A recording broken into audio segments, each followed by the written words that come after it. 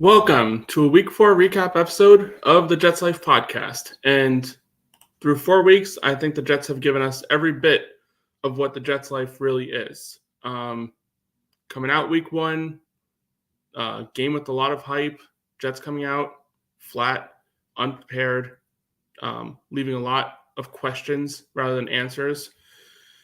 That's followed up by two wins, two decent performances, one great performance against New England, one performance against Tennessee that I mentioned. I felt like we were a little lucky to get out of that game with a win, and followed up with this fourth game of the season, a complete and utter disaster in every step of the way on the offensive side of the ball. Again, this is 3 games this season out of the 4 that this team has just looked unprepared, not ready to play. It's becoming alarming. This is a team that has a lot of talent, and it is reaching a point where they are definitely not reaching that potential. It's a lot of talent, as I mentioned. Garrett Wilson, he seems to be struggling. He's not in rhythm with Aaron Rodgers. I know it's only 4 games into the season, but you're talking about 2 off seasons that these two have had to kind of get into some sort of rhythm. It's not there. Progressing. Breece Hall is just non-existent in the run game. 10 carries yesterday for 4 yards is just simply not what you would expect out of a guy that had 1,500 yards of all-purpose yards last season with Zach Wilson, Tim Boyle, and people of that ilk playing quarterback. You have Aaron Rodgers now, and Aaron Rodgers was not perfect in this game either, missing some throws. He just wasn't what he was in week 3. But the biggest disappointment overall is the penalties that, just lack of concentration penalties, false starts by players like Breece Hall. Here's a player, Breece Hall, that you really kind of just continue what you've been doing. And now you can do it with a legitimate quarterback, and it's just not happening. Something is off. Something is wrong. He looks like he's dancing at the line of scrimmage before he just hits the hole. Just from a overall scheme standpoint, and there's certain situations in this game that you just look at the coaching staff, and us as fans, we understand certain situations. I'll go to the goal line situation, 1st and goal at the 1 yard line. How is it that you hand the ball off twice in that sequence and Braylon Allen doesn't touch the ball? 240-pound running back, a guy that, let's be real, 4 games into the season, I think has shown to be a little bit of a better runner, especially in between tackles, than Breece Hall at this moment. Obviously, it's still a lot of time to go, plenty of time to go. But Braylon Allen is every bit of the player that you want in that type of situation. At the goal line, you need 1 yard. He's a player that when he gets hit, he does not fall backwards. He falls forward.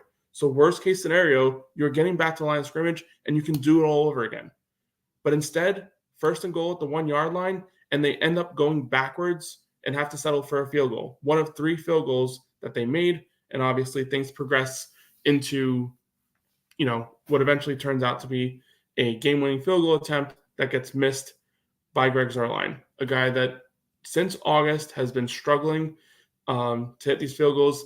Even a couple of the field goals he hit in this game, looking at it from a blind eye, it creeped right in between that goalpost, just enough to make it through.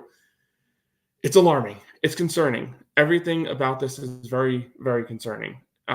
This coaching staff, it kind of reminds me of, when you're in a relationship right around Christmas time.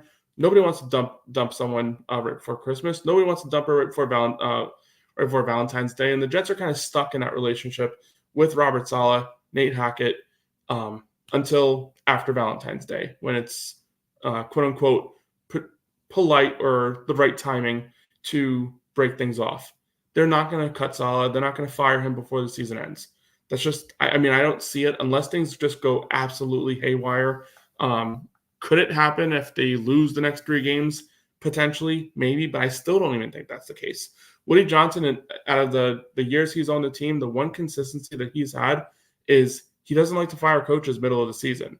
He lets them kind of ride the ship out. You look at Adam Gase, when we were 0-14, plenty of opportunity to fire the guy. I mean, you could have fired him at any point in time.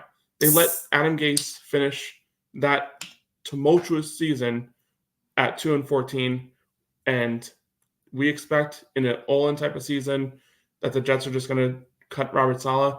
It is the right thing to do. I understand. But I just don't think that's going to be what happens here. Aaron Rodgers came here, and the coaching staff was already intact. It is the coaching staff that he chose to be here with. And, I mean, Jeff Ulbrich, could he be a better option for the next 12 or 13 games, whatever's left in the season, 13 games? Potentially. But, you're kind of putting all your eggs in the basket of a defense coordinator getting that initial stint as a head coach, and then who's going to take over his roles. Ulbrich is a very fine defensive game planner. We've seen what he's been able to do over the course of these few seasons with the Jets. Again, it's just alarming. There's not many options. It's years and years and years, decade plus, of the Jets just not understanding what offense is in the NFL. It's pretty sad. It's pretty, pathetic at this point. The Jets have spent a lot of resources on this offensive line, and yesterday was just an absolute disaster. They could not block in the run game. Pass protection was terrible. I believe they get 5 sacks yesterday in this game against Denver. Aaron Rodgers got hit, it seemed like, every other play.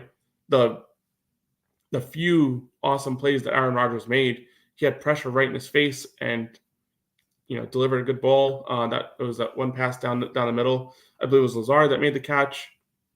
But there's just not enough of them. Mike Williams, his role in this team is very, very concerning because you see the potential. We all know his potential. We saw what he did for years with San Diego. We know what his potential is, but the Jets just aren't using him enough. I think, especially late in the game, got to have it moment, that 3rd and 10.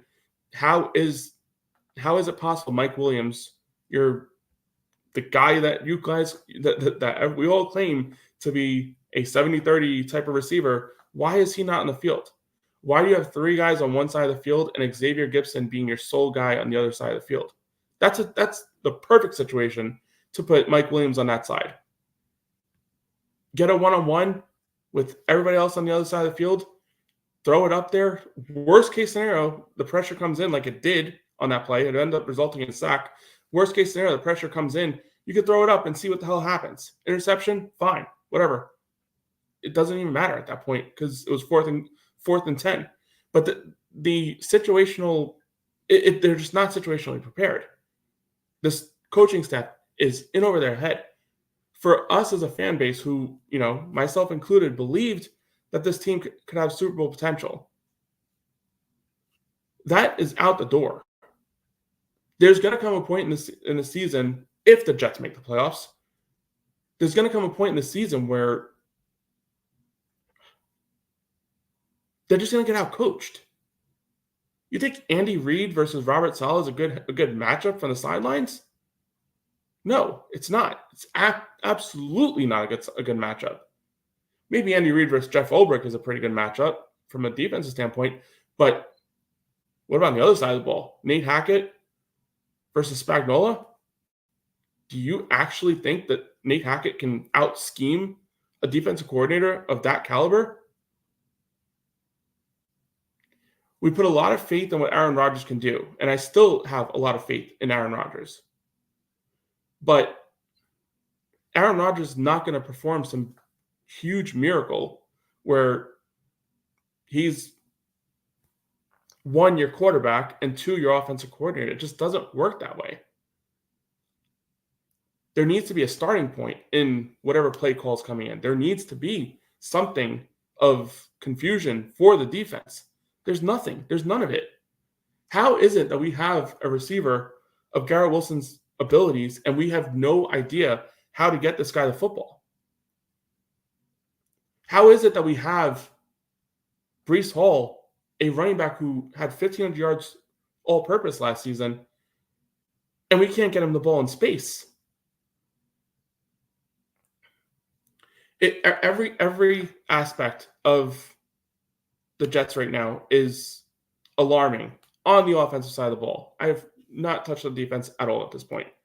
There are concerns there for sure, but I can't fault. I can't even look at the defense as a reason why we lost this game. When, let's be real, they get 10 points. Not to mention the points that they got back. The early fumble, that's a field goal right off the bat. They pushed them backwards and gained 3 points, if you really think about it.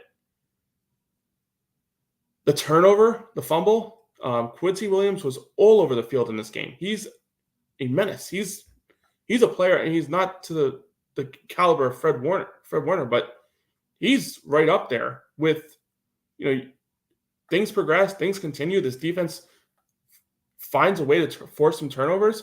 You look at a guy like Quincy Williams as a potential candidate for a defensive player of the year type of thing if he continues on the path that he's working on. But the problem is the Jets just don't do enough. There's not enough pressure on the offense on the other side of the ball. This is a game that you would have expected that the Jets can get ahead. And they had the opportunity at the goal line to go up. But they just fall flat, have to settle for field goals. And it's a similar situation. Like, I was talking about the Giants game with my brother, who's a Giants fan, and my comments in that game were, this is unacceptable. You can't get into the red area and every single time have to settle for field goals. And what happened? It just bit us back in the ass, and we were in the same exact situation, settling for field goals in a game where you need to put the team away. Granted, for the Giants, they were underdog in that game, and similar situation. Touchdowns probably puts Dallas away, or at least makes it a little more stress for the favorite Cowboys. We came into this game as favorites, and we had no answer at all. Denver is a strong defense. Don't get me wrong. Vance Joseph is a strong defensive coordinator. But when the other team scores 10 points, it doesn't take much to just capitalize and make smarter decisions. We forced a pass interference that gave us 1st and 10 at the 35-yard line, already in range for a 50-yard field goal. So what's the next step? Let's make it a shorter field goal. Let's gain a 1st down and figure it out from there. They did not gain another yard. Hell, run the freaking football. Give us a little bit of breathing room. Give Braylon Allen the ball. Get 5 or 6 yards. I know we had no timeouts. I understand that's not the most logical thing. But, the 1st down play. An out pass to Allen Lazard, which thank God Allen Lazard didn't catch it. Because it would have been a tackle right there, and you would have been running some clock. Every single thing about this game is just alarming from an offensive side of the ball. Dane, thank you for joining. Popping up your comment here. If Braylon Allen doesn't get 20 out of every 30 carries moving forward, I will lose my shit. It's so clear how much better he is currently at running the ball. I can't argue with you there, Gene. It's a fact. At this point, Braylon Allen is a runner that puts his nose down and runs forward. There's also no doubt in my mind that Breece Hall has higher ceiling because of his ability to, when he gets in space, take it the distance. But this early in the season in rainy weather, you would have thought Braylon Allen would have been the guy to carry the ball more. He's so much more effective. What was I pulling up the stats here right now? I already mentioned that Breece Hall had 10 carries for 4 yards, which is completely unacceptable. And I know for a fact that Braylon Allen did better. 8 carries, 34 yards, 4 yards a clip. Why was this guy not getting the ball a lot more, as Dane just mentioned? It's just ridiculous. How in the world is it that us as fans, who are not coaches, just spectators, understand these situational things, and these guys, coaches in the NFL, getting paid millions of dollars, continue to outsmart themselves by doing idiotic shit? It's infuriating. It's ridiculous. That's simple as it is. This team just one year after the next just continues to frustrate this fan base. It is not that difficult to just go in there with a game plan that makes sense. And if that game plan doesn't work, so be it. You're in the same situation you are in. But we're not arguing about stupid mistakes, like not giving a 240-pound running back the ball at the 1-yard line and just seeing what happens. You went in there with a big package. That was a smart part. But why is Breece Hall getting the ball right there? I know he's the top running back on this roster right now because of what he's accomplished to this point. But why the hell did you bring in Braylon Allen? And to say that he's not your top guy in these short situations, you did the same thing on 4th and short. 4th and 1, you gave Braylon Allen the ball. Why not give it to him at the goal line? With an opportunity to take the lead and really, I mean, the way this game was going, a 7-0 game is putting it out of reach for Denver. There was no pressure on the Broncos offense at all in this game. Because all they needed to do was play the Zach Wilson game. And not because Aaron Rodgers struggled. I mean, he did struggle in this game. He wasn't the Aaron Rodgers that we are all accustomed to and know. But the game plan was just not. It was a completely flawed approach in this game. I'm it's upsetting. It's alarming. Every bit of what we saw this week is the reason why I believe that by the end of the year, actually not by the end of the year, I do believe that the Jets will not fire Robert Saleh. It's just the way it is. I don't think they're going to fire him during the season. But come the end of the season, things are going to get cleaned up. It's going to get cleaned up from top to bottom. It's just the way it has to be. I don't see a situation where Robert Saleh and his coaching staff are able to beat a better coaching staff. That's how far off they are as a coaching tandem between Saleh, Hackett, blame Keith Carter as well, if you'd like. He, came into the season with, major red flags based on what we saw from the offensive line last year. He got the benefit of the doubt based off of all the injuries that the Jets faced, and rightfully so. I mean, we were down, it felt like 13 offensive linemen at one point. So he gets the benefit of the doubt there. But what's the issue now? What is the issue now? You have an all-world left tackle in Tyron Smith who is struggling. Has allowed 3 sacks in the last few games. You have Joe Tittman, who, looks to be a pretty solid center in this league. I do believe that. Is he top 10, top 5? Who knows? But he shows potential that he could be a legitimate option for the next decade as an interior offensive lineman for this team, as a center. Elijah Vera-Tucker, when he's on the field, he's awesome. He's great. He's all-pro potential. And we've seen that from him. We've even seen it from him during the season.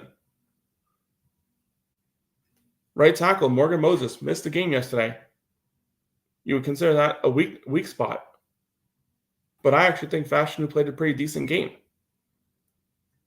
But the offensive line as a whole is not creating enough running lanes, obviously, when you consider Aaron Rodgers was 8 yards behind our leading rusher. That is completely unacceptable, considering Rodgers' age and considering his recovery from an Achilles injury. For him to be our top, 8 yards away from the yardage that Braylon Allen got as our top rusher and completely running laps past Breece Hall's yards for the game as a whole, as a receiver and a runner, something is flawed in this offensive game plan.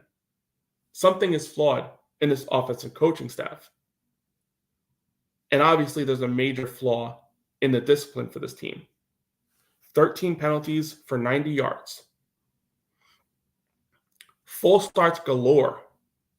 When you're at home, what is going to happen when you travel to a place like Kansas City, if we're lucky enough to make it to the playoffs and play them? Or Buffalo, when we have to travel there later in the season.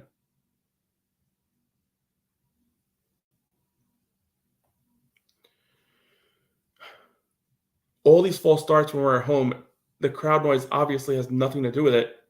What is going to happen when you cannot hear the cadence, let alone understand the cadence? All this, I'm 20 minutes in and I haven't even gotten to the idiotic comments in a press conference by a head coach who is in an all-in window, and let's be real, the fan base is growing frustrated. I was just talking about the cadence, so we'll start there. Solid ask questions about what's going on with the cadence, what's going on with the false starts, what's going on with all the penalties, and basically identifying that maybe the cadence is too difficult. Maybe we need to tone it back. This being one of Rodgers' superpowers, as Robert Saleh likes to call it. A superpower that results in big plays. A superpower that we have benefited from multiple times this season already, including week 1 when Rodgers was able to make the 49ers jump off sides, resulting in a long touchdown to Allen Lazard.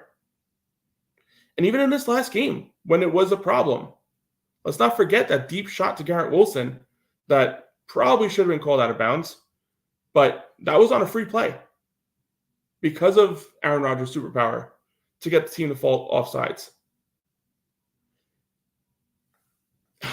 It's crazy. And when you talk about it, like really, how hot is the hot seat under Robert Saleh? What is it going to take for him to survive this season? Is a playoff appearance enough? I don't necessarily think so, because it would be nice to make the playoffs, but I don't think that's enough. They come out that week 1 of the playoffs and look unprepared. I mean, that's simply, in my opinion, a fireable offense. But before we even get there, I mean, can we even make it? The next 3 games we have coming up are, when you look at what we just saw this past week, these next 3 games are not going to be easy. Just look at the coaching, comparisons for both of these teams. And right there, you're almost going to want to puke. Jets versus Vikings. O'Connell versus Saleh. O'Connell is doing all this with Sam Darnold. Sam Darnold looks like an MVP caliber quarterback. From a defensive standpoint, Brian Flores versus Nate Hackett. Brian Flores may have not been a great coach. I think I'd take him over Saleh right now. At least he got Miami prepared to play football games. He wasn't good with Tua. That's been well documented. Didn't play to Tua's feelings and stuff like that. But he was pretty important in the Dolphins turning things around. Don't forget, they were a tanking team for Tua the year before. And then that next year, they were, 2-1-7, 1-8, whatever it was, going into that Jets game, and eventually turned it around, beating Adam Gase that year, and then obviously, like I said, turning it around down the stretch. The following game, Sean McDermott versus Robert Saleh. McDermott's a good coach. He's a fine coach. Robert Saleh is not there. McDermott with a less talented roster right now, with the exception of quarterback, with a less talented roster right now, has the Bills at 3-1. Yes, they got destroyed yesterday by the Ravens. Whatever. They're still in first place and will probably win the division. Let's be real. Following that, the Steelers. Tomlin versus Saleh. Those are the coaching. That's your head-to-head coaching matchups for the next 3 weeks. Do you actually trust Saleh to get out of this 3-game slate at better than 2-1? One win in this slate, I think, is a huge victory for this coaching staff. They should celebrate. They are. I could obviously see a situation. If they lost this last game to a less talented Denver, I could definitely see a string of games here, this next 3 games, where the wheels just fall off. And maybe at that point, it's a situation where if they are that bad, then you consider a coaching change at 2-5. But then you have to string along wins and wins and wins and wins galore down the stretch to even get a sniff at the playoffs. Because you'd be losing games to the Steelers and Buffalo. Obviously, you lost to Buffalo would basically bury you for division purposes if that were the case. I won't say bury. Anything can happen in the NFL, obviously. Bills can also go on a little bit of a slide but overall, just, like I mentioned, just absolutely disgusting performance here from this coaching staff. And it just, like I said, it just doesn't get better these next 3 games. It doesn't look like it's going to get better. Unprepared in 3 of these 4 games. Lucky to be 2-2, in my opinion. If Will Levis wasn't a complete moron in the red zone and fumble the ball for no freaking reason, we can easily be 1-3.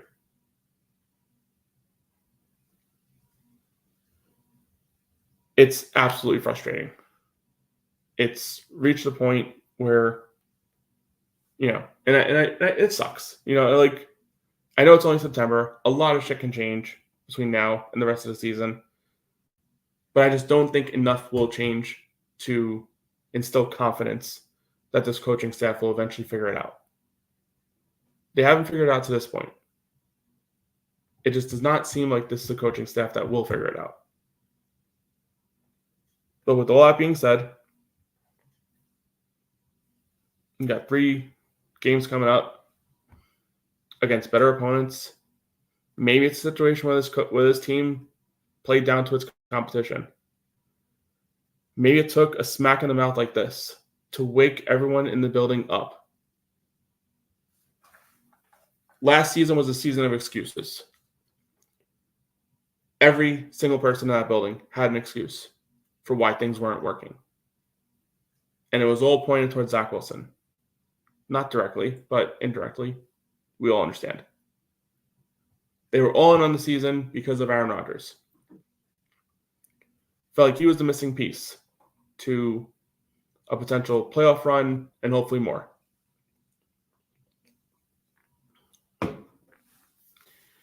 Turns out he was not the missing piece. He definitely helps. I'm not going to give him 100% fault in this game yesterday. He was not great. He wasn't great at all. But he still made plays in this game. There was plenty of plays made in this game. But he's not the quarterback he once was. He's not going to make all those fancy plays that he did in his MVP caliber seasons. And let's not forget, in those MVP caliber seasons, he did have a good play caller in LaFleur. And even say what you want about McCarthy. I mean, obviously, not a great coach, has his flaws. But when he's coaching, there's usually a good offense on the field. Are they an elite offense? I would say Dallas is. When it comes to playoffs, they fail. And I think that's where you get to the bad coaching situation. But McCarthy on this team would be a hell of a lot better than what we get in Saleh and the offensive play calling that we see on a daily basis. And I know in no way, opting for McCarthy to be a coach here, for sure. Because the penalty issues are an issue for him too. The Jets just need somebody to come in and operate and call offensive football the way that it should be called. I think as a fan base, we are just sick and tired of being behind the friggin' 8 ball on what it takes to operate an NFL offense. It really just seems like it doesn't matter the talent that's on the team. This offensive line looks solid. This wide receiver group looks okay. You got a guy in Malachi Corley that you picked in the 3rd round of the draft that you're not even using. A guy you guys handpicked. A guy you guys tried trading up supposedly into the second round to get. So if you were that desperate, why is it that you haven't figured out a way to use him? In a game like yesterday, when absolutely no answers on offense, how far behind is Corley that you can't even figure out a way to get him on the field when nothing is working? Is it Rodgers' perfectionist style that makes it a little bit difficult to get a guy like him involved because he's just not up to speed with what it takes to run an NFL offense? Maybe. But good play callers give players like that, kind of a simpler game plan. Just get the guy the ball in space. Put somebody else on the field that teams have to look out for. If this is a guy that gets the ball in his hands and can take it the distance, or at least get yards after the catch, which is what he is in college. He was a yak king. So what does that tell you? Give this guy the ball in space and see what the frig happens. Same with Breece Hall. Same with Garrett Wilson. How is it that we do not understand how to get this guy, anybody in this team, the ball with a little bit of room to run?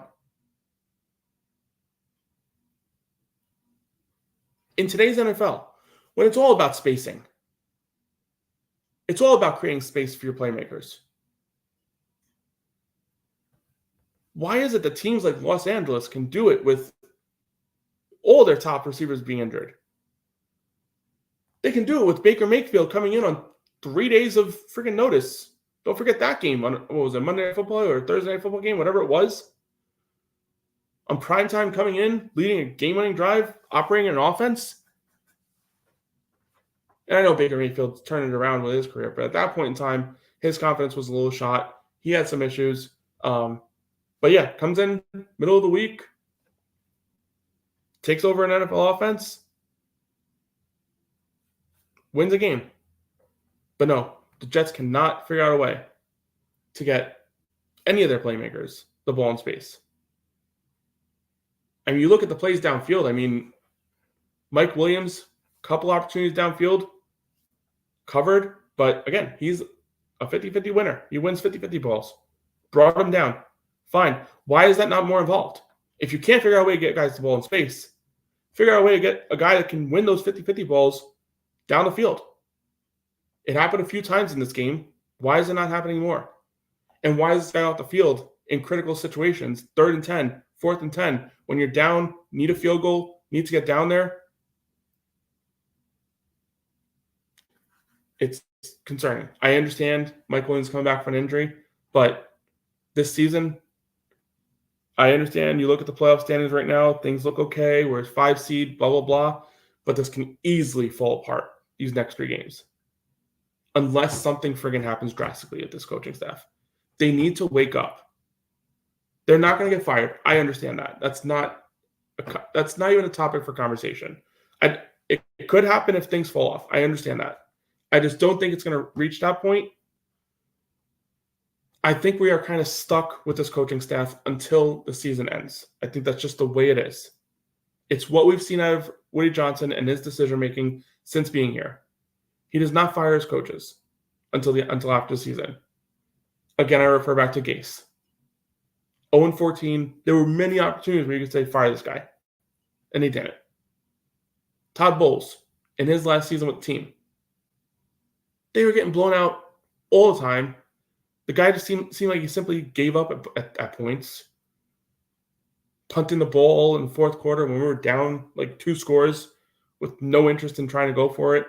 These are the types of situations that happened in previous coaching staffs that didn't result in guys getting fired.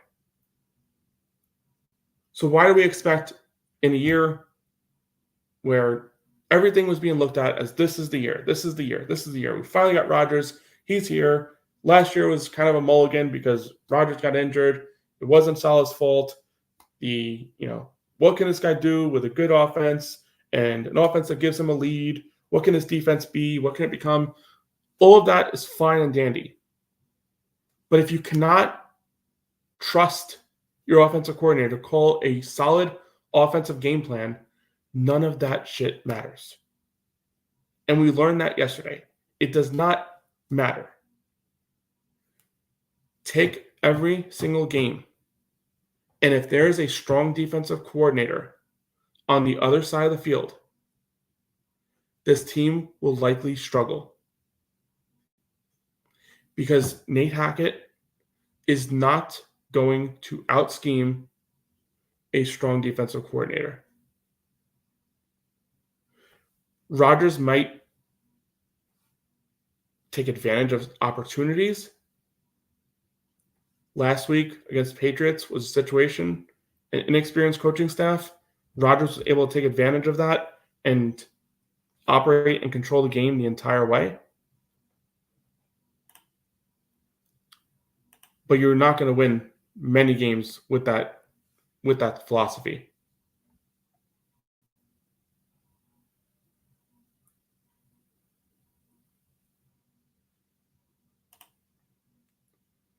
Morgan in the comments.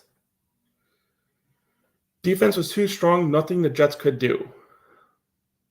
I mean, I already tipped the cat to Denver's defense. I did give Denver defense credit, but they had the ball at the 1 yard line. Could have scored a touchdown. That's something they could have done. Could have run it with Braylon Allen instead of Breece Hall. That's something they could have done. I don't believe there's nothing they could have done. I'll tell you something else they could have done. They could have put Mike Williams one-on-one on the outside when they were running a 3-by-1 late in the game. Maybe give somebody who you actually trust one-on-one the opportunity to make a big play. But Denver's defense being too strong and nothing the Jets can do, that's not the answer. Good teams play good defenses all the time and figure out a way to operate an offense. I mean, as good as Denver's been on defense, I mean, going to early slated games, give 26 points to the Seahawks, give 13 points to the Steelers. I mean, I guess the Jets perform better than the Buccaneers. I mean, I guess that's something we can tip our cap to. But like I said, it's alarming. It's definitely something to be concerned about. I don't know what this means for his coaching staff, but they've got to straighten it up. And maybe that opportunity is against Minnesota, a situation where, Minnesota doesn't have a strong secondary. Maybe it's an opportunity where the Jets can maybe figure out a way to get some of these receivers involved in something of an offense. It's just very concerning. And we're here to believe at this point that Devonta Adams is going to potentially come over and be the savior. But shit, I mean, does Devonta actually want to come here? I mean, he knows Nate Hackett. I'm not sure, the relationship there, but he wanted to leave Green Bay and head to Vegas. Yeah, it's not working out, but it would be awesome to get another receiver on the outside, and maybe that opens things up for Garrett Wilson on one side, and obviously Lazard has actually probably been one of our best receivers in this season, and isn't that freaking amazing? Just too much. And let's be real. I mean, if you're a Jet fan traveling to London for this weekend's game, tip of the cap to you, because that's going to be some hell of a trip if this is the offensive football that you're going to get when you get to the game. Just absolutely disgusting.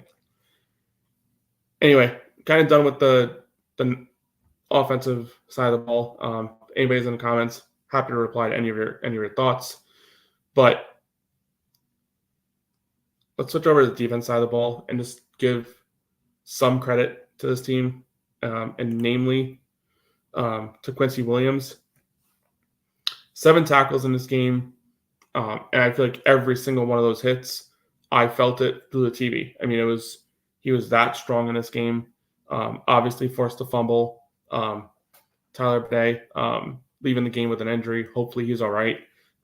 Didn't look great, obviously going off the field on a stretcher. So hoping for the best for him in his recovery.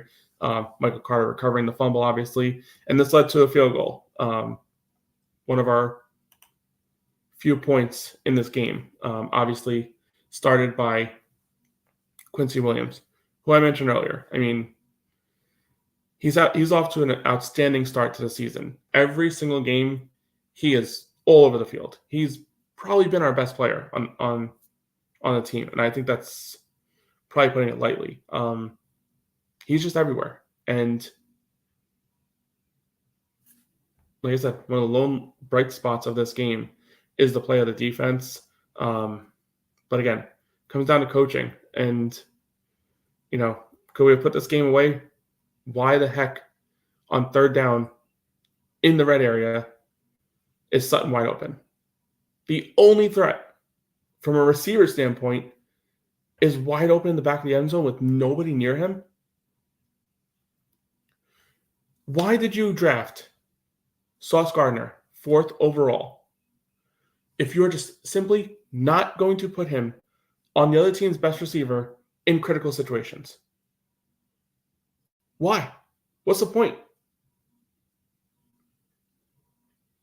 Should have just drafted Iquanu at that point. I mean, obviously, like, we got the better player, but use your chess pieces to your advantage. That touchdown was the turning point of this game. Hold them to a field goal like they did to us every time we got anywhere near the red zone. It's 9-6 final score. Maybe 9-9 if they go down and hit a field goal late in the game and they're playing to get a field goal. Yes, maybe. But that play really turned the game around because now the pressure got on us. And I just don't think there was a point in time where I think this team was going to rebound from a change of momentum. They controlled it for the first half. I think friggin' Knicks had like negative yards passing in the first half. How is that even possible? That's how great this defense was in this game. Yeah, the run game let us down a little bit in the second half. We kind of got torched on that touchdown drive in the run game. Completely understand. But come on. You cannot expect a team to be perfect for 60 minutes. And that's what you're asking them to do when you don't know how to capitalize and score touchdowns. You don't score touchdowns, you are not winning football games. That is the way it is. And that's the way this team needs to start looking at football moving forward. Touchdowns need to be scored. Yes, you might get away with 1 or 2 here and there. Fine, great. And this could have been 1. If Greg Zuerlein is able to make a kick at the end of the game, this could have been 1 that we could have gotten away with. But you are not beating Josh Allen hitting field goals. You are not beating Patrick Mahomes hitting field goals. You are not beating Joe Burrow hitting field goals. You may not even beat Sam Darnold hitting field goals the way he's playing. Justin Fields, he's playing great. You're not beating him with field goals. I'm just going down the line of teams that are just standing in front of us moving forward. How in the hell are you going to beat these teams if you do not know how to score touchdowns?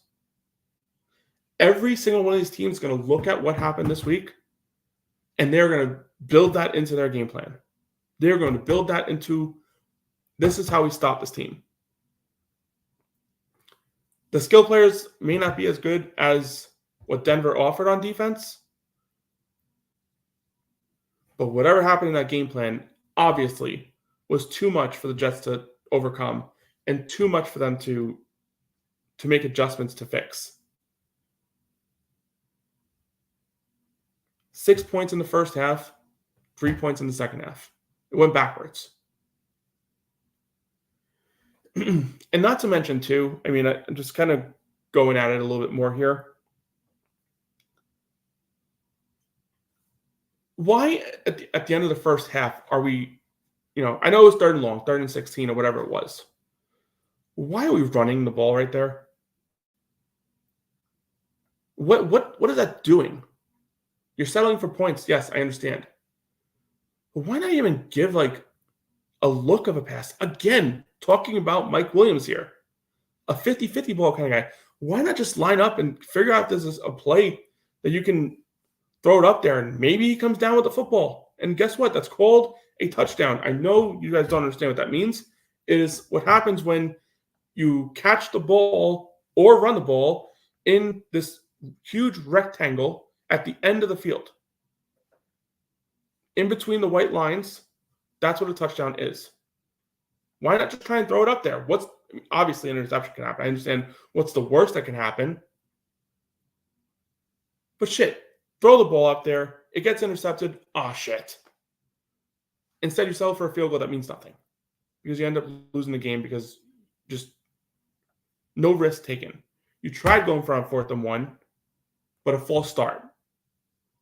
And how many of those friggin' penalties happened this game that just cost this team? Cost the team when we were driving. Cost the team when we had momentum. It's just coaching. And that's why I have little faith in the direction of this team moving forward. It is a strong possibility they can go 0-3 over these next 3 games. I think there's a stronger possibility of them going 0-3 than 1-2. That is how bad it is right now on offense. And we're facing 3 coaches that are miles ahead of where this current coaching staff is. It's going to take a monster game plan on the defense side of the ball to control Minnesota right now. They're firing on all cylinders. It's just they are that good right now.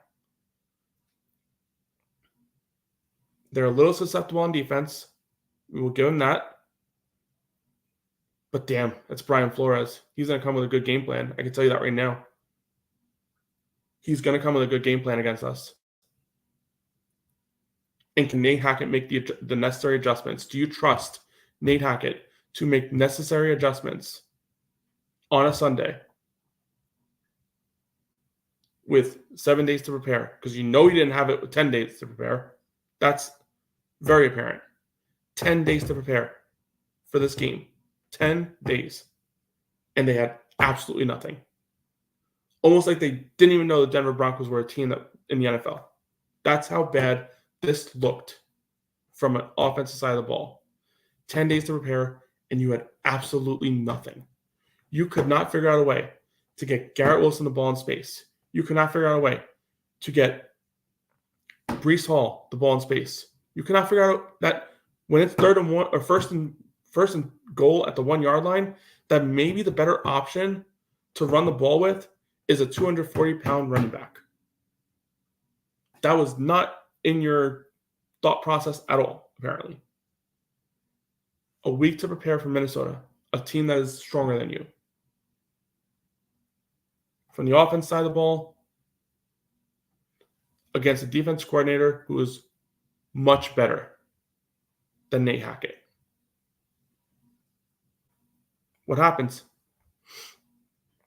I guess we'll find out. It's sad, Jets fans, but unfortunately, it's very unfortunate. I don't even have like any sort of light to that.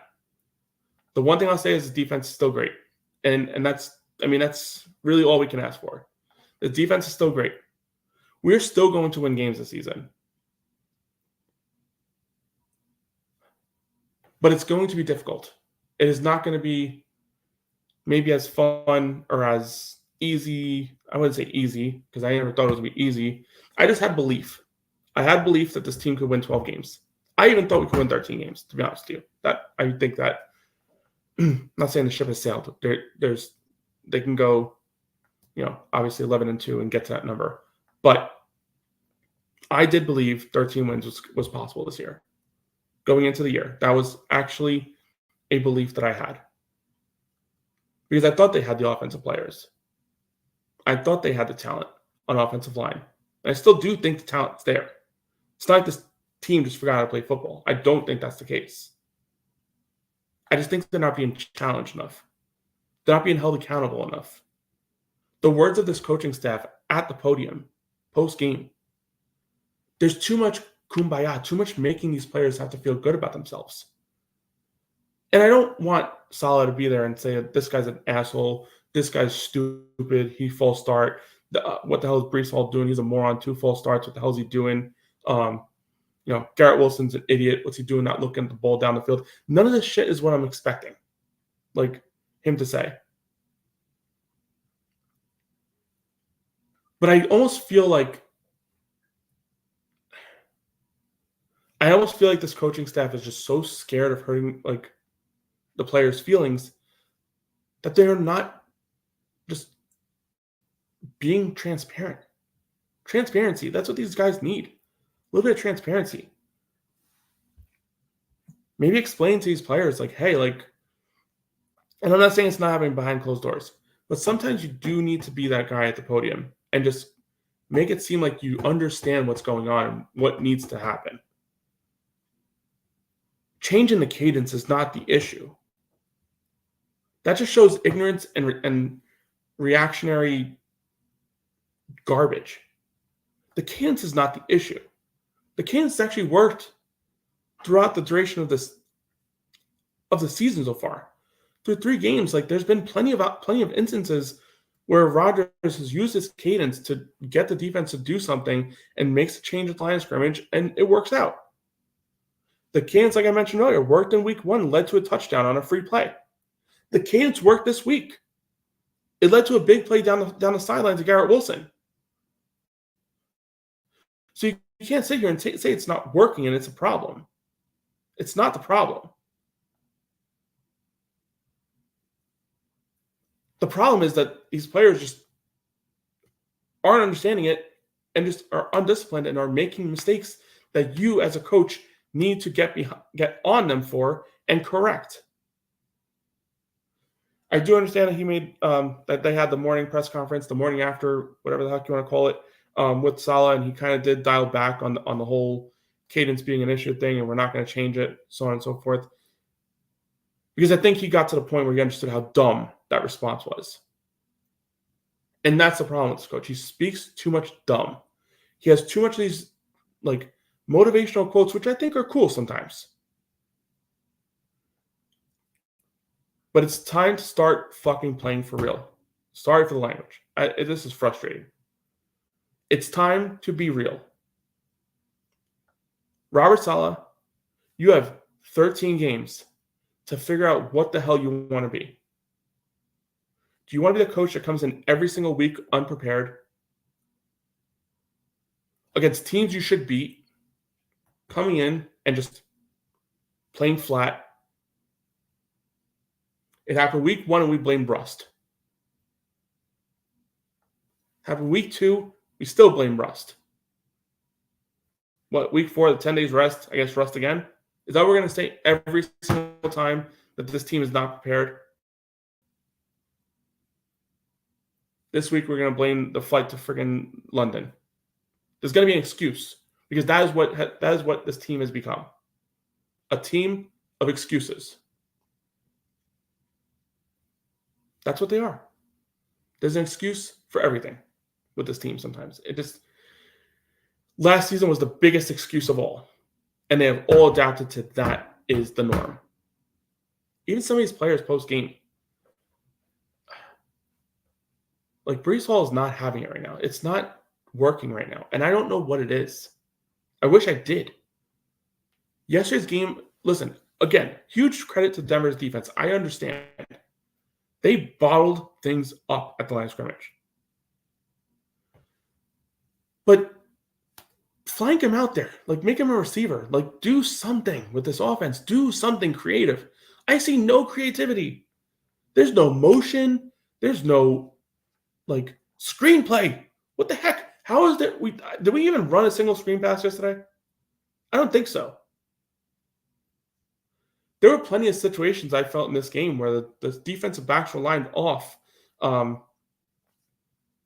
last week, they would dump things off really quick to Allen Lazard, and it led to a positive play. That didn't happen this game. There was a one play, actually, I do mention, or I saw earlier in the game, that got blown up by Sertan, I forget the other guy. But it was a good play.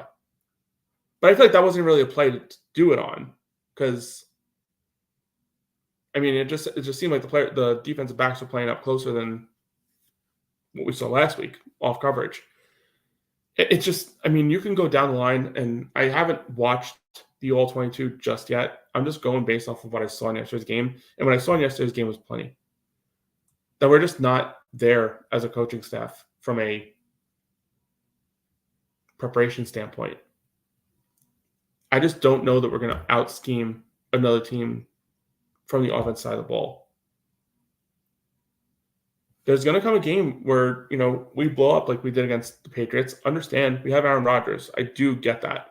There will come games that we just look like an NFL offense and look dynamic, because we have dynamic players. We have a good quarterback. Like I said, Rodgers was not great yesterday, but he still made plays that we just have not seen as fans of this team from the quarterback position. It's these things are going to happen. But are they going to happen enough? Are they going to happen over these next 3 games when we are going up again? We're going to be underdogs in every single one of these games. Against Minnesota, we'll be an underdog. Against the Bills, we will be an underdog. Against the Steelers, we will be an underdog. Depending on how these 3 games go, I don't think we'll be an underdog against the Patriots, but shit, do not. Oh, man, that would just be icing on the cake after this whole thing. If that was the case, and oh boy. I think I mentioned earlier, I don't see Saleh getting fired at the end of the before the end of the season. I do see a situation. If this worst case scenario happens, and we lose these next 3 games, and then we have the Patriots, and if we lose that game, that I think would be the quote I mentioned earlier of the wheels falling off. That would be the scenario. Do I think that happens? I friggin' hope not, man. Because obviously, if that were to happen, we'd be 2-6, and barring a miracle down the stretch run, season over. But oh my God, it's just sickening to think of. I do not want that to be a world, man. I just don't want that. Put me in an alternate universe where that is not the case, please. Please, do not. Oh man, it's sickening to think of. But unfortunately, with this coaching staff, is a reality that we do need to kind of look at being a possibility, because that is possible. I hope it's not, but it's a crazy slate of games coming up here, and we got to figure out a way to get this thing turned around at some point. Because 2-2, it's not the end of the world, but 2-5, you're getting pretty damn close to it. That's all I got here. Unfortunately, just nothing positive to speak of outside of the defense. Just a very unfortunate game. Poor game plan overall. But, yeah, it's unfortunate just the world that we're living in right now with this team. And until Nate Hackett just kind of figures it out and, I don't even know, man. I just don't know. I'm at a loss of words. I have nothing I can say here as far as how I see this thing going out. The only way things can turn around is if Rodgers is just an MVP. And going into the season, we said that was not necessary. That was something that I said. It's not necessary. Rodgers does not need to be an MVP. If Rodgers is an MVP, I think we're Super Bowl favorites. These were the words that came out of my mouth. But now, it's going to take Rodgers to be an MVP just to get a sniff of the playoffs from the offense side of the ball. It's crazy how things change in a couple of weeks when you start seeing the flaws that you were afraid of. I did believe that they were starting to turn things around. Had a little bit of faith there, but yeah, too many flaws on the offense side of the ball. It's scary, and we just got to cross our fingers. Hope this team can turn it around. But right now, on this Monday, 6 days away from a trip to London, it's a little gloomy, but that's the nature we're in. Anybody listened, anybody was in the chat, appreciate you guys for joining. If you haven't already, if you could please hit the like button, subscribe to the channel, And let's just cross our fingers. Hope this thing turns around. And that's all I got, man. Let's go Jets.